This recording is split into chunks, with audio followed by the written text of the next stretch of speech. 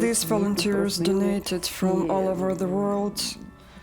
We asked, and our migrant workers somehow sent various uniforms, brought them from Italy. In the same way, helmets arrived to Igor and one of his fellows, who was in 128th Brigade, that we later handed over. I don't even know who did that, but he did, and I'm grateful for that. It would have been very tough for us without the help from volunteers during the first year of the war. You know what the situation looked like in the army and in a country as a whole. Some guys didn't have a machine gun belt. They used some ropes instead of it. I'm not even mentioning normal body armor and helmets. Helmets were made in the Soviet Union in best case.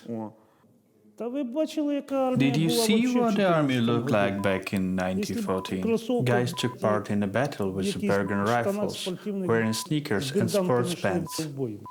We arrived in Vodne. Then the guy with the Bergen rifles went on reconnaissance. It is 2 bullets. You can shoot once and then you overchange it. No machine guns, nothing. What a kind of army is that? People went to war only with their enthusiasm. They were ready to munch with their tears and fight with knives.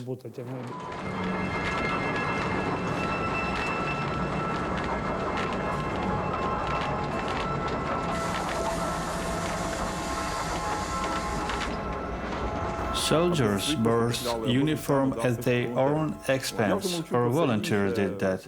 I'm not even mentioning the other details about thermal cameras and night vision devices.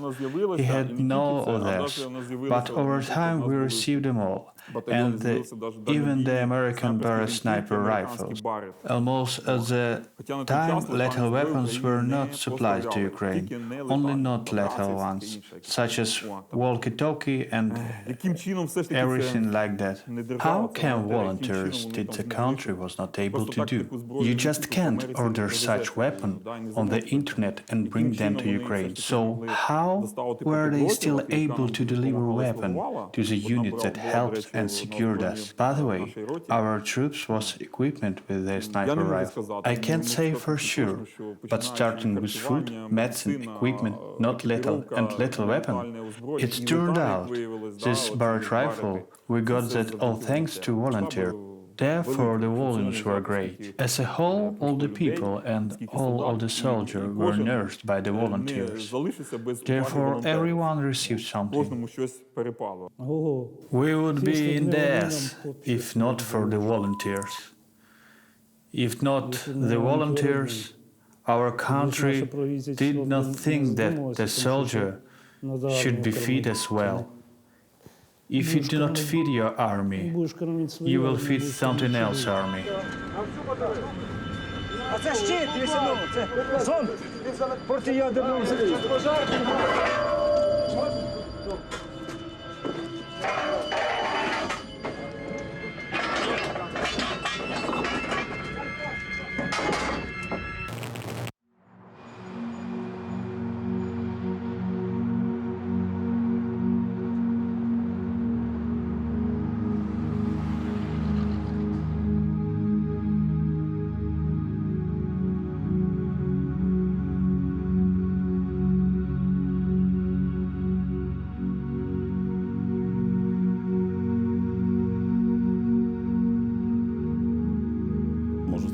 I can say only for our troops, for the air assault troops, our supply was not a bad level, even at a normal level.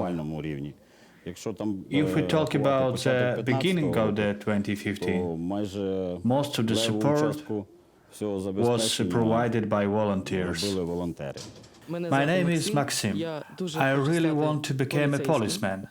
It's my dream. My father is a policeman.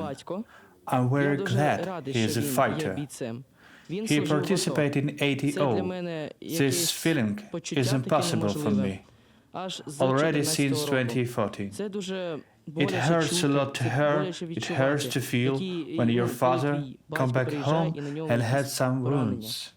It's essential for every man. If you haven't passed it, you're not a real man. You're kind of mushhead.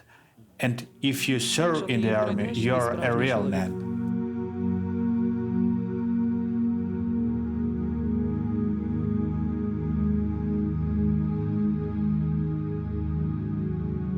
I want to become a programmer or a cyber police officer. I'm closely bound with the events that took place at the beginning of 2014. Я зв'язана тим, що я взагалі народилася I was born in Luhansk Луганську і сама and experienced those events for some time. Відчула ці події. Інколи було I heard gunshots sometimes. Коли приїхала But when I arrived in Kyiv, I learned about patriots and wanted to join them myself. It's important to remember your history and be grateful to the people who fought for it, who died so that you can sit in a warm office with the thought that tomorrow there will be no gunshots and you will have food. I still don't know who I will be in the future. There are a lot of options. When the war began, people took part in Maidan movement. The Heavenly 100 happened. While I was small, I didn't know all about it. So one day my grandmother came to me and asked me, "How are you there? Do you know what's happening?" I said, "No, can you please tell me?"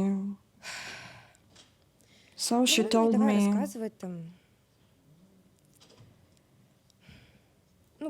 It was bad to hear it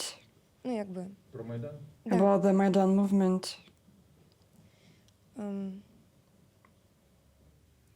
That the people died? They were so brave. I was very grateful to them for doing all that. I was shocked. It's hard to put into words. It was tough. I'm very grateful to you for doing all that, for that you're fighting and protecting us. As Irina Anatolievna has already said, this is the least we can do.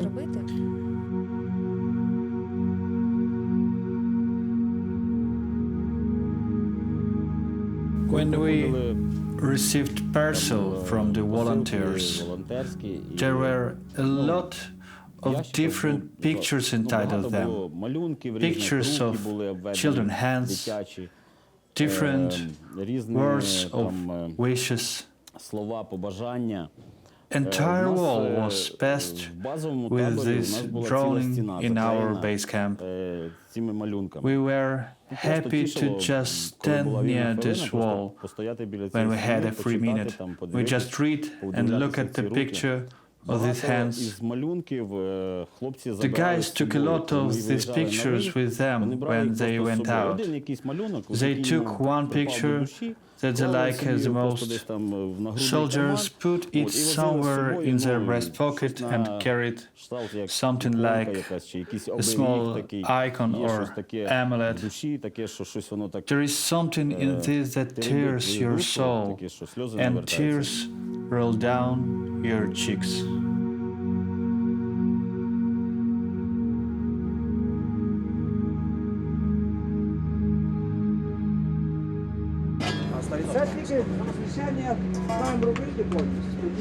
This is from Grandma.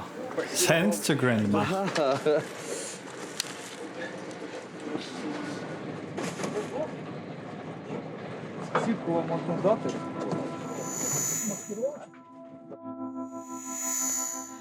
Our children die in this war. This is Ihor. This is Oleg Musienko. This is Zhenya Yatsina. With this, I can say right now. Children whom we didn't raise for the war, whom we loved, nurtured, kissed. No one wants their child to die. Therefore, we together shall do so that don't bring war here. You shall talk to people, negotiate. How many weapons are there? So many. Weapons is our welfare as well. We spend our money and welfare to purchase weapons.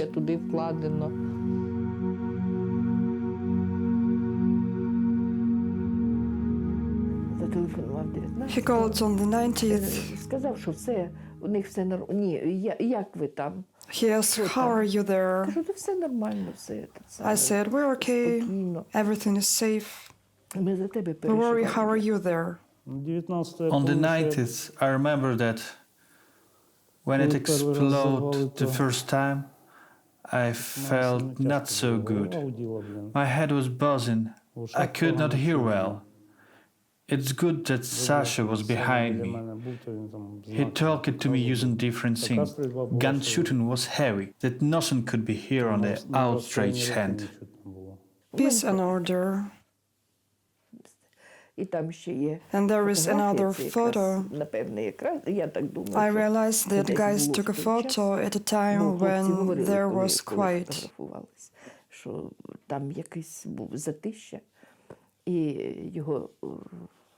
His friend took that photo.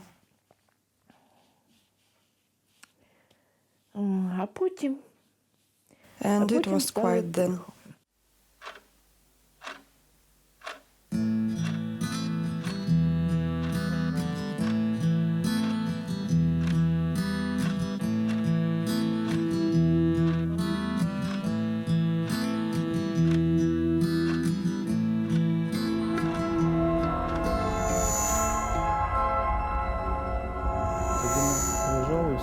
We all lay down.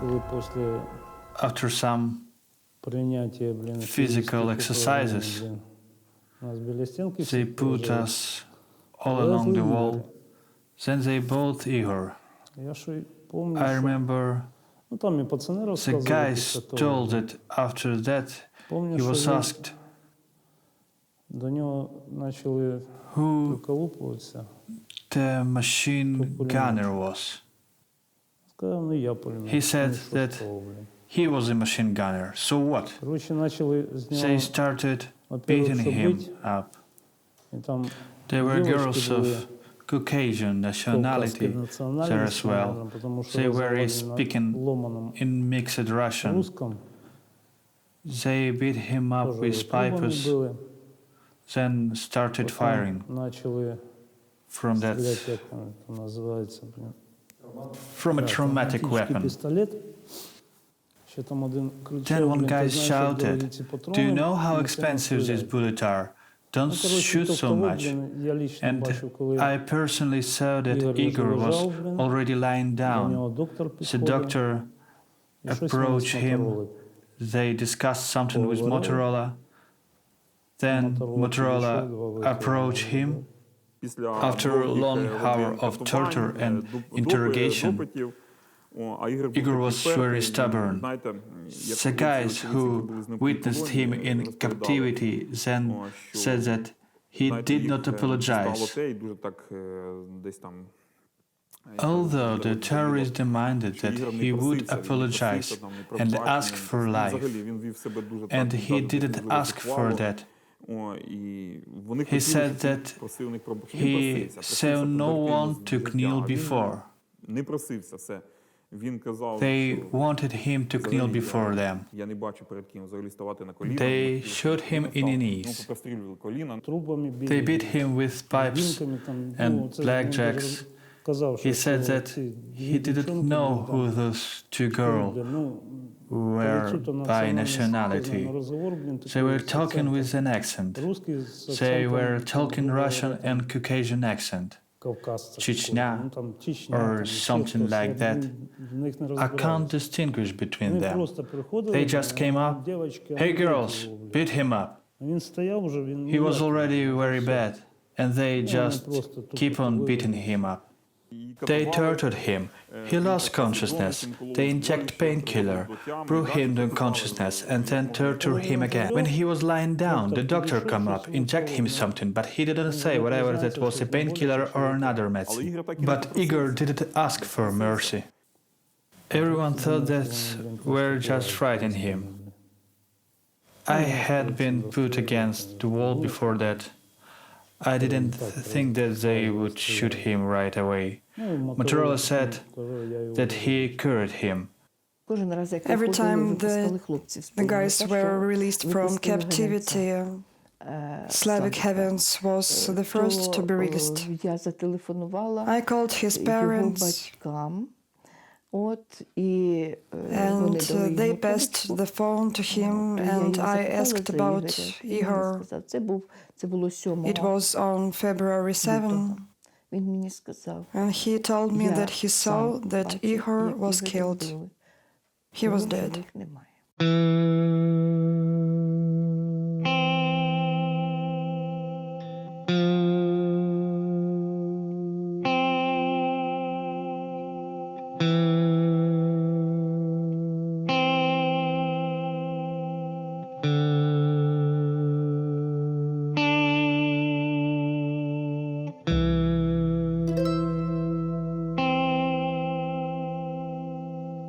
That was what Slavik told me.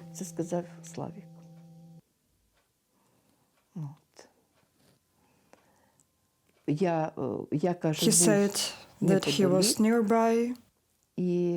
I asked him how that happened. Maybe they just were shooting near, not at him. Maybe he's just heavily injured. But he said that no, Igor was dead for sure. Well, of course, in case if you take the rules of law, all the rules of war, there is also the Geneva Convention, which prescribes how to treat a prisoner and how a prisoner should behave. It becomes clear that this is a crime that has no status of limitations. Motorola got what he deserved, but his supporters shall still be punished wherever they are. Let's take a look at the top brass. Putin. I can decide it for others. That's one. Well, I will never know who should be in this process too.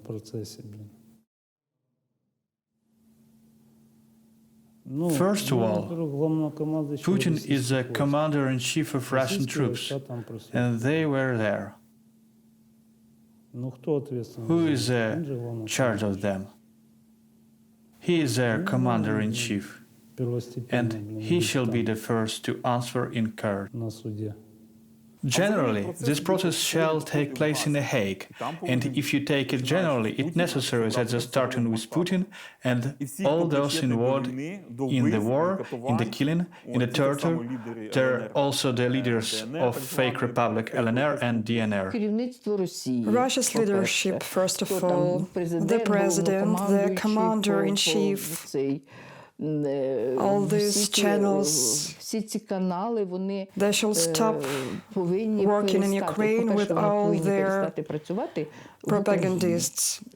їхні пособники. І ці пропагандисти.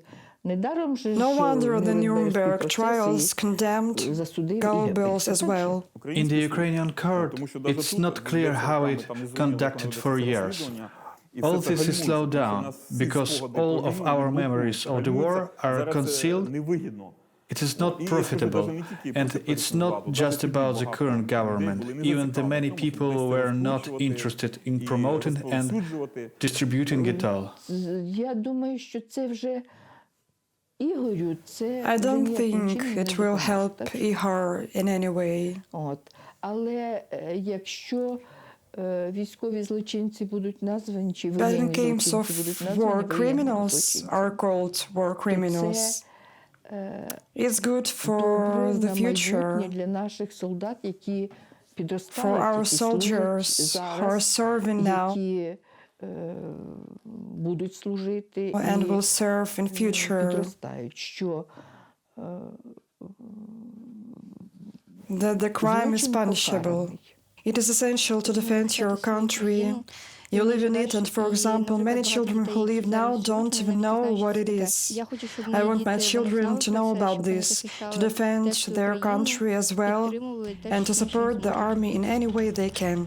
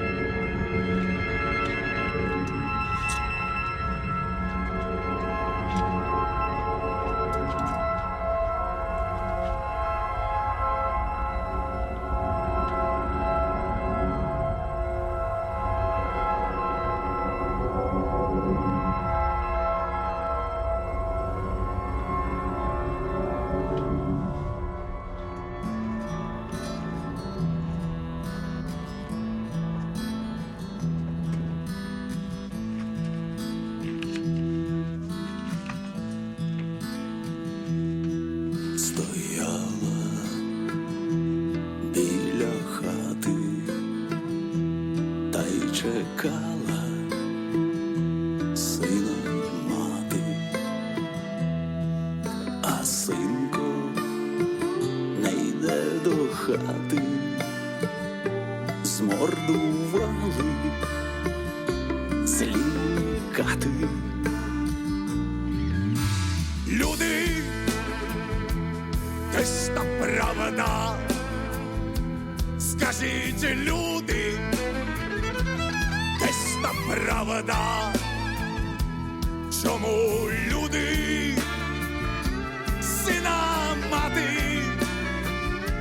йде на цвинтар проводжати. Синку мій, синку, де ж ти ходиш там по лісах? Синку мій,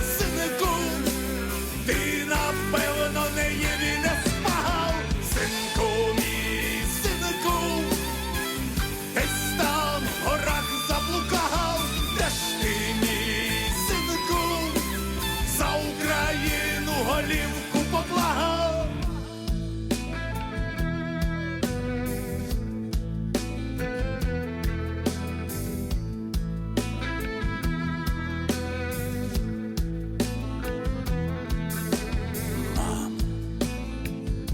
Не плач, Люба, чуєш, мамо, не плач, мила. Мамо, пробач, рідна, що залишив тебе рано. Синку, мій синку, де ж ти ходиш там по лісах? Синку, мій синку, ти напевно в неї не спав. Синку, мій синку, десь там в горах заблукав. Де ж ти, мій синку, за Україну голівку поклав?